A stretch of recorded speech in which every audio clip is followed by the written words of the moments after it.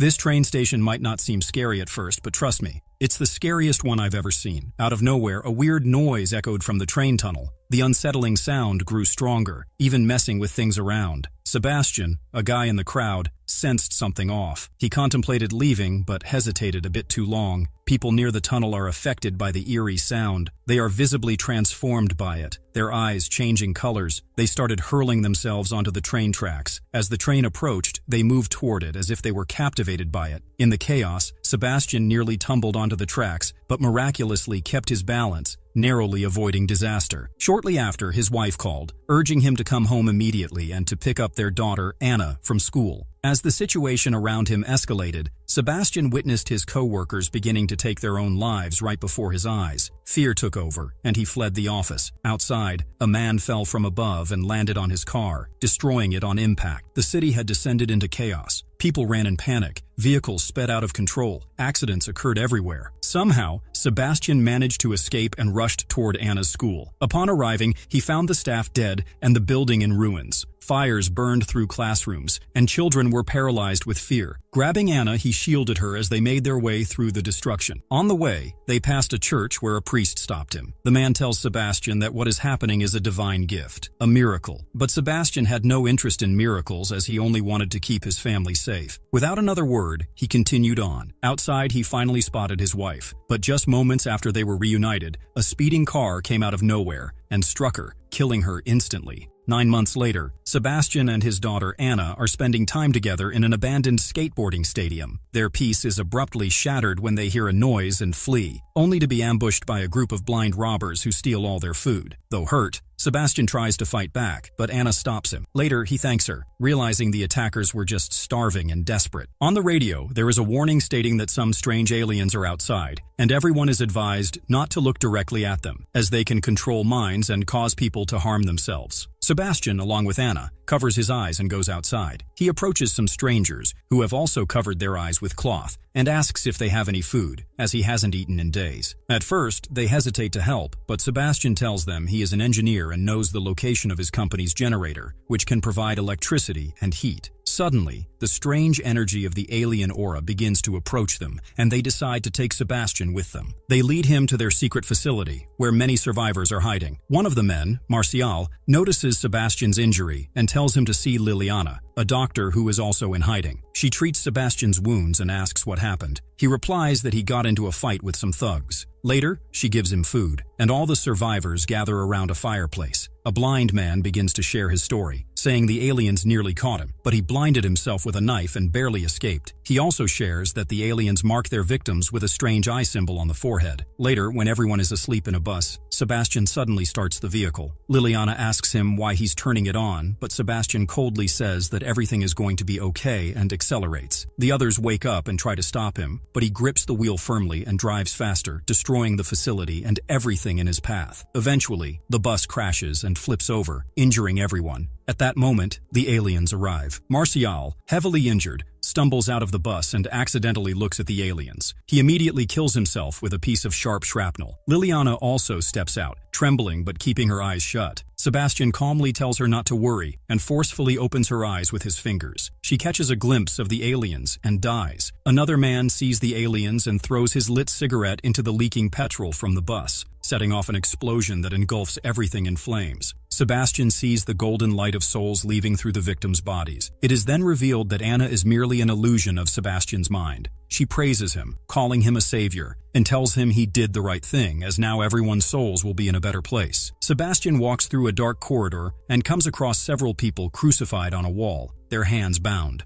Most are already dead, but one man is barely clinging to life. With his last breath, the man whispers that the creatures tormenting them are monsters from another galaxy and that they will kill everyone. But Sebastian, unmoved, quietly insists they are angels. He gently closes the dying man's eyes and watches in his mind as his soul drifts upward into the sky. Moments later, Sebastian sets off in search of his next victims. He notices a woman entering a pharmacy, her eyes covered with cloth like many others who had learned not to look at the aliens. She hears the sound of his footsteps and stops, asking who he is. She introduces herself as Claire. Sebastian begins to repeat his usual lie, claiming he's starving and hasn't eaten in days, but knows the location of a functioning generator. Soon, two of Claire's companions, Rafa and Octavio, arrive with their two dogs. Suspicious, they argue against taking in another stranger, but Claire is intrigued by Sebastian's mention of the generator and insists he could be useful. Just then, the alien presence draws near, leaving them no time to argue. They're forced to take Sebastian with them and flee to their hideout, which is a secured nuclear bunker. Inside, Sebastian is introduced to the rest of the group.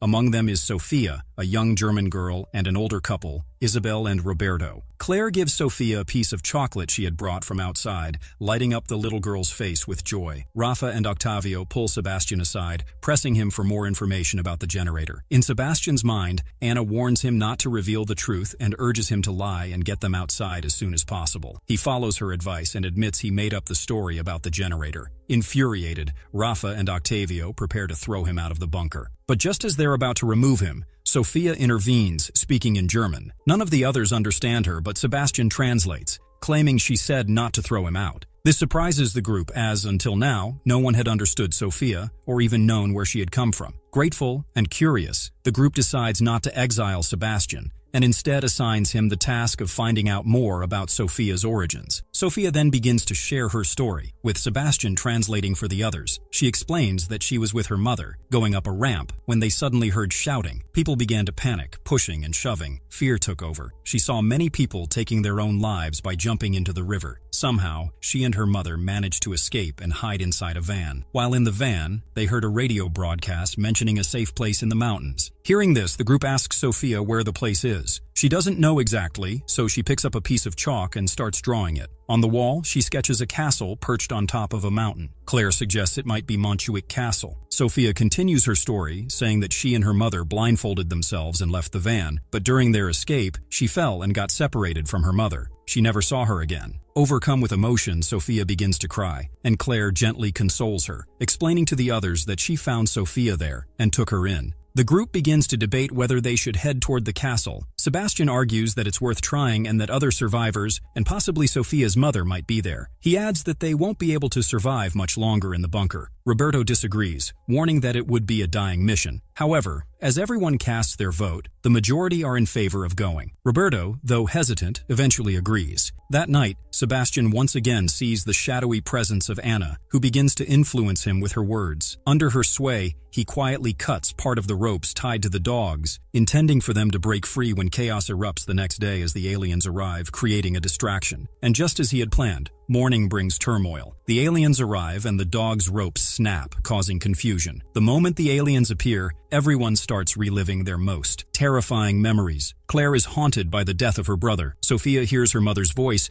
gently urging her to take off her blindfold. Just as she starts to reach for it, Octavio steps in and stops her in time. Elsewhere, Rafa is frantically searching for his dogs. When he fails to find them, he becomes desperate, removes his blindfold, and looks directly at the aliens. Instantly overwhelmed, he smashes his head against a car windshield, killing himself. Claire, still trapped in memories of her brother, sits holding her head, paralyzed by the mental torture. Octavio tries to bring her back to her senses and looks for a safe zone to move everyone. Meanwhile, Roberto searches for Rafa but is bitten hard by one of the dogs who is now under alien control. Blood gushes from his arm. Octavio calls out to the group, urging them to move toward the safe zone. He calls out loudly for Rafa but can't find him. Claire painfully tells him that Rafa is dead. Hearing this, Octavio breaks down, devastated. Back inside, Isabel tends to Roberto's wound. As she bandages his arm, Roberto mutters that he heard she had cheated on him. Isabel assures him it's not true, and it's the aliens planting false memories to distort his mind and weaken him emotionally. Later, Octavio explains that he believes the aliens may have come from some kind of quantum realm. He theorizes that they change their physical form based on people's deepest fears and use those fears to control their victims. Claire opens up about her brother. He had suffered from clinical depression, and despite being a psychiatrist herself, she had been unable to help him.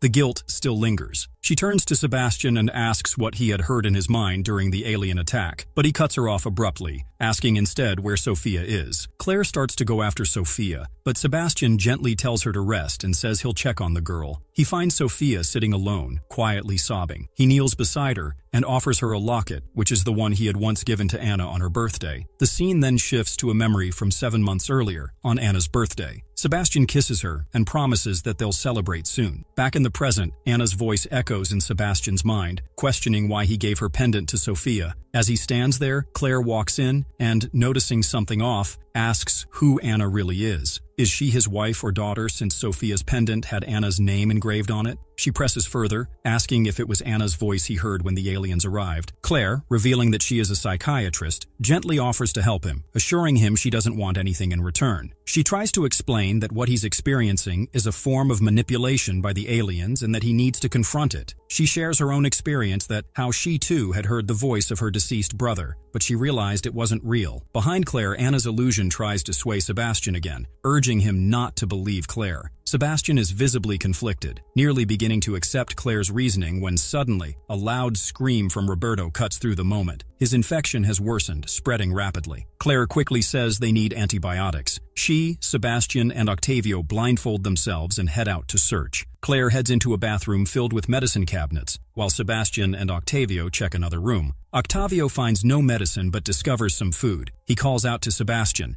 asking if everything's okay. Meanwhile, Anna is once again whispering in Sebastian's mind. Distracted, Sebastian replies that all the windows are closed and it's safe to return. However, when Octavio enters the room, he notices a window wide open. Removing his blindfold for a brief moment, he sees the aliens and immediately falls under their control. In a frenzy, he grabs a knife and repeatedly stabs himself in the abdomen until he dies. Sebastian watches in horror, shaken to his core. Unlike the others, he doesn't see Octavio's soul rise from his body. He feels deep regret, and Claire rushes in, drawn by the commotion, and quickly tells Sebastian they need to leave. Anna's voice continues to call to him, urging him to remove Claire's blindfold, but Claire pulls him away before he can act. Back, they rejoin Isabel and Roberto. Isabel asks where Octavio is, and Claire sobbily responds that he didn't make it. She hands the antibiotics to Isabel for Roberto's treatment. Isabel then asks why Sebastian is sitting apart from everyone. Claire explains that he's deeply shaken and believes Octavio died because he might have left the window open. It's clear Sebastian is haunted by guilt.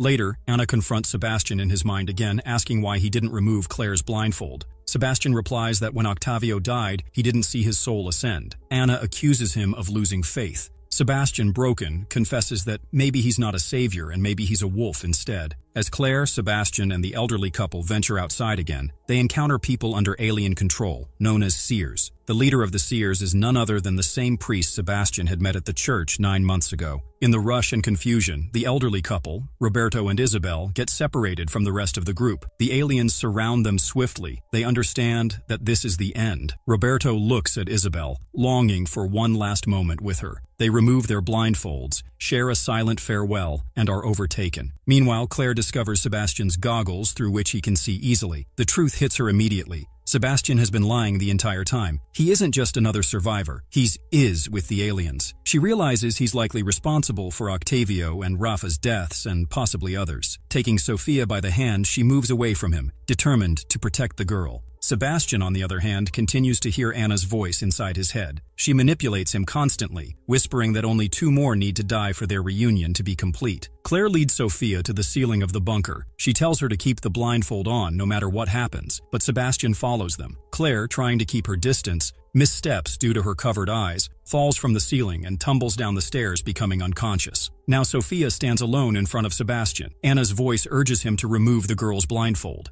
He reaches out, nearly giving in, but emotion overwhelms him. He can't do it. He doesn't want to hurt Sophia. Instead, he embraces her. Something inside him shifts. For the first time in a long while, he begins to feel human again. A flashback unfolds. 7 months earlier, on Anna's birthday, Sebastian is celebrating with his daughter. The joy doesn't last. The priest invades their home. He takes Anna and Sebastian to the ceiling. There, he smears ink in the shape of an eye onto Anna's forehead and forces her to open her eyes. She falls under the influence of the aliens and throws herself off the edge. Sebastian is shattered. He looks at the priest in rage, but then makes eye contact with the aliens. That's all it takes. They take control of his mind. Anna's spectral form appears beside him, holding his hand, telling him they will be reunited. Back in the present, Sebastian returns to Claire and Sophia. He tries to explain, to express his remorse. Claire doesn't trust him and keeps her distance, but Sebastian insists he was deceived. He truly believed he was chosen, but now sees it was all a lie. He only wants to help them survive. Unlike the others, he can see the aliens clearly and remain alive. It's the only advantage he has left. On the other side, the seers begin to pursue the trio. Sebastian quickly leads Claire and Sophia away. One of the seers catches up and attacks him, pressing her fingers into his eyes to make him blind. With a sudden surge of strength, Sebastian shoves her away. She falls and dies. Without wasting time, Sebastian gets Claire and Sophia into a car and drives toward the mountain castle. Along the way, he keeps catching glimpses of Anna's shadow, who urges him to turn back, to give up, but he pushes forward. Eventually, he reaches the base of the cable lift tower, which the only route leading directly to the mountain where the army has established a safe zone inside the castle. He stops the car near the main entrance, blocking any easy path for the seers to follow. Helping Claire and Sophia out, he then sets fire to the vehicle by igniting its fuel tank. This cable lift is their final escape. As Claire and Sophia prepare to board, Sebastian tells them it's time to part ways. Claire urges him to come with them, but he insists on staying behind to delay the seers. Claire reluctantly says goodbye, and together with Sophia begins the ascent. During the climb, Sophia nearly slips through a gap between the stairs and starts to fall. Claire reacts instantly, grabbing her hand just in time.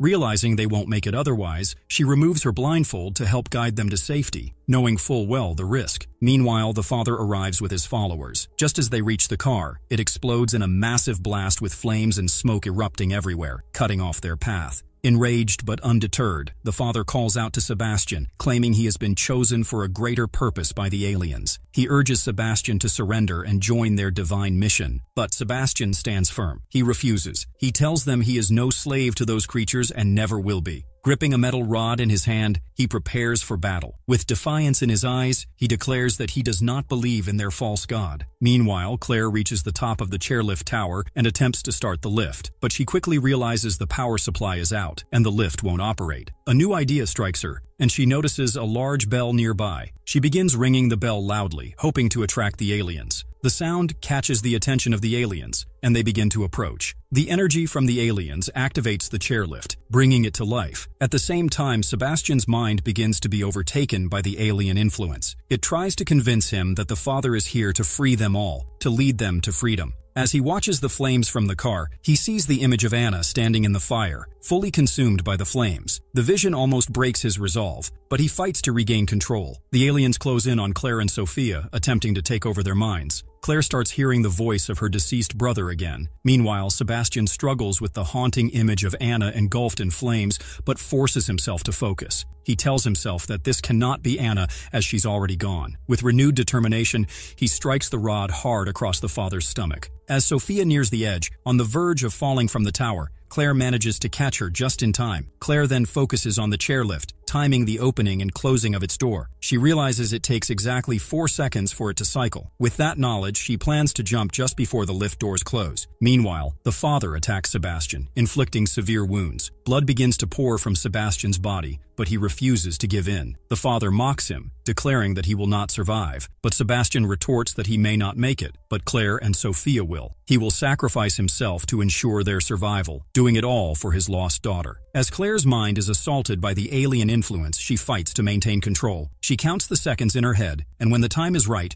she jumps onto the chairlift, taking Sophia with her. They both make it to safety. Claire, filled with gratitude, silently thanks Sebastian in her heart. Meanwhile, Sebastian takes his final breaths, and as he fades, Anna appears to him in his final moments. She embraces him, comforting him as he slips away. Claire and Sophia finally reach the safety of the castle. There, soldiers begin to escort them for an inquiry. The facility is vast, with many survivors from the city working there. Sophia's mother spots her, and a highly emotional reunion unfolds between mother and daughter. Sophia's mother thanks Claire for bringing her daughter to safety. Afterward, soldiers take Claire for her inquiry. A medical officer examines Claire's eyes to check if she's been in contact with the aliens. Claire explains that she hasn't aligned herself with the aliens, but there was one individual from their side who helped her reach this place. She mentions that many others still need help. The medical officer then administers an injection to Claire, and Claire asks why it's necessary. The officer explains that it's a chemical marker designed to detect any epigenetic changes in her DNA. These changes occur due to stress and suffering, and they transform people into seers, individuals who can see the aliens without dying but remain under their control. Claire begins to understand that something similar must have happened to Sebastian. When his daughter died in front of him, his DNA likely altered, making him capable of seeing the aliens but not dying. This is why the aliens might have turned him into one of their seers. The officer then mentions that if Claire has indeed become a seer, her blood could be used to create a vaccine. Meanwhile, in a laboratory, Two Army scientists are using the blood of a captured seer to create a vaccine. They've been testing it on rats, and so far they've managed to keep the rats alive for 48 seconds after showing them an alien shadow. However, they've now developed a new seer compound they believe can extend the rat's survival to 1 minute. They apply the new compound to the rats and test it, but the experiment fails once again, and the rats die quickly. Meanwhile, the seer continues to cry out repeatedly, desperately wanting to see the aliens. And so the story ends.